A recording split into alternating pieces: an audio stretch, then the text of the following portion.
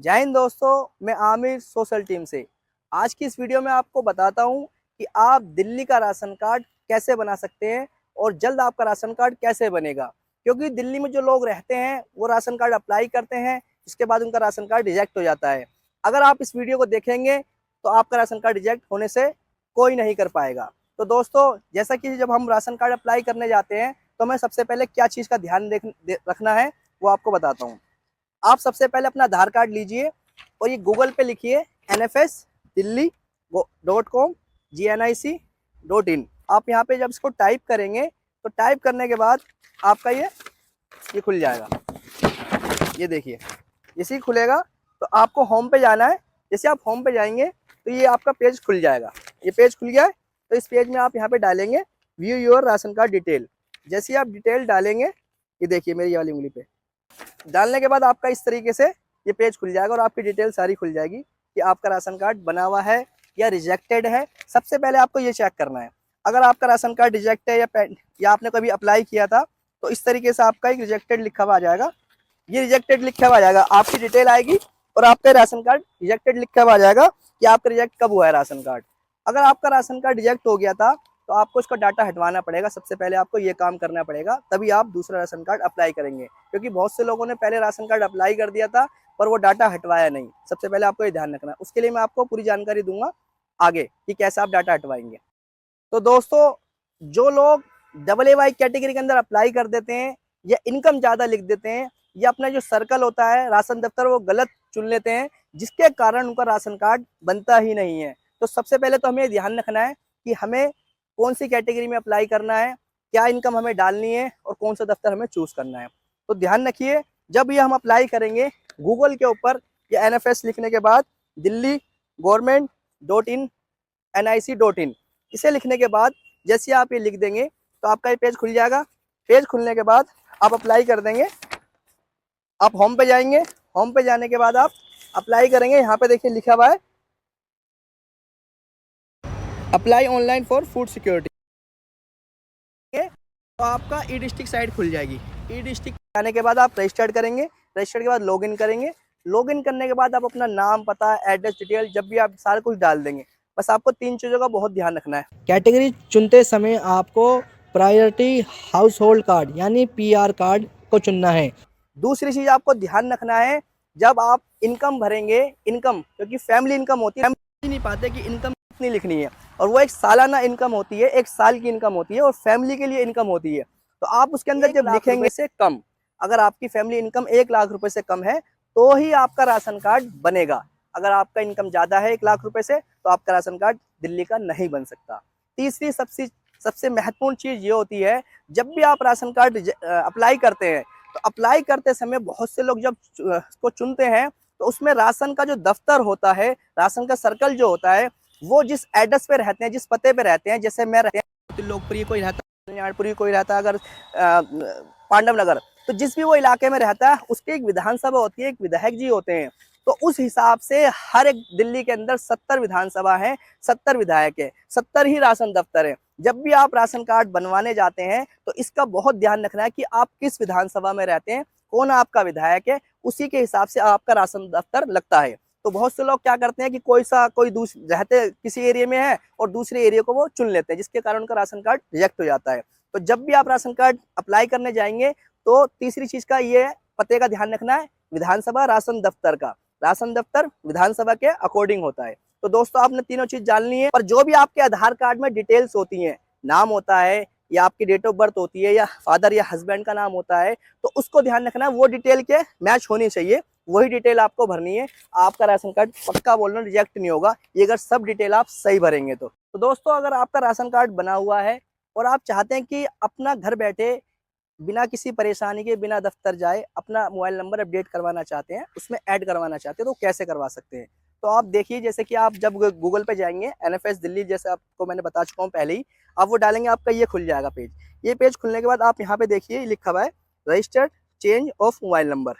ये देख रहे होंगे आप, स्क्रीन पर चल रहा है। तो जब आप यहाँ पे जाएंगे, जैसे आप इसको क्लिक करेंगे तो आपका ये पेज खुल जाएगा। ये देखिए, ये जैसे पेज खुलेगा, ये आ गया update your registered mobile number.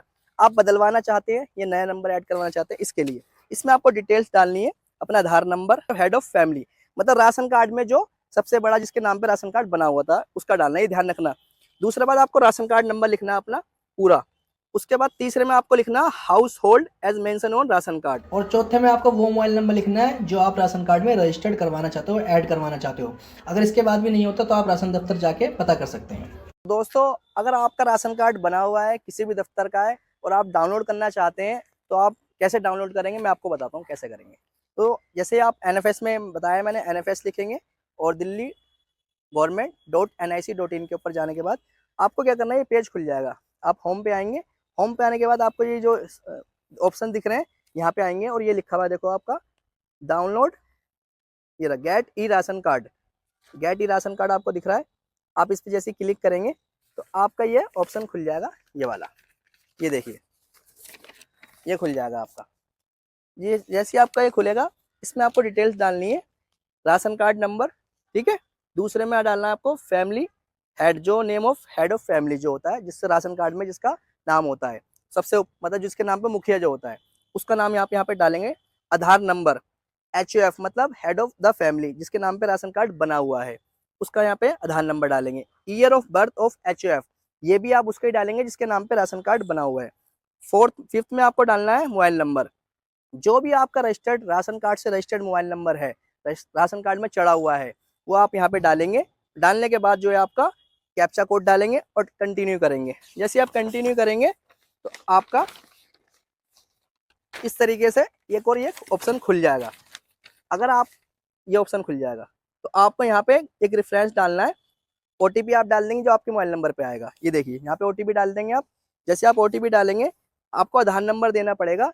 Ration card में आपके 2 3 4 5 मेंबर अगर हैं तो आपको यहाँ पे उनमें से एक का आधार कार्ड नंबर लिखना पड़ेगा, है ना। अगर आपका सिंगल आधार कार्ड है, दूसरे ऐसा भी होता है कि बहुत से सिंगल राशन कार्ड होते हैं, अगर आपका सिंगल राशन कार्ड है तो आपको इसकी जरूरत नहीं पड़ेगी, आपका सिंपली इसी से आपका डाउनलोड हो जाएगा, ठीक है।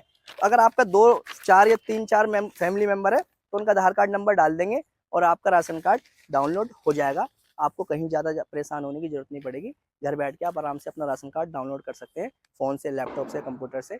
तो दोस्तों आपने अब वीडियो देखी, तो दोस्तों मैंने आपको बतलाया था कि अगर आपने राशन कार्ड कभी भी अप्लाई किया था तो वो डाटा जो है आपका राशन दफ्तर से हटता नहीं है। तो उसको हटवाने के लिए क्या करना पड़ेगा, उसको आपको हटवाने के लिए जिस भी आप विधानसभा में दफ्तर में आपने पहले कभी अप्लाई करा होगा, जैसे वो डाटा आपके इस तरीके से पड़ा होता है रिजेक्टेड करके, या आपका राशन कार्ड रिजेक्ट हो जाता है या कैंसिल हो जाता है, वो डाटा कभी हटता नहीं है। और आपकी शादी हो जाती है या आप चाहते हैं दूसरा बनवाना चाहते हैं तो आपका वो डाटा पड़ा होने की वजह से आप यूपी बिहारी किसी भी एरिया में जाते हैं तो आप अपना राशन कार्ड वहां से अप्लाई नहीं कर पाते हैं।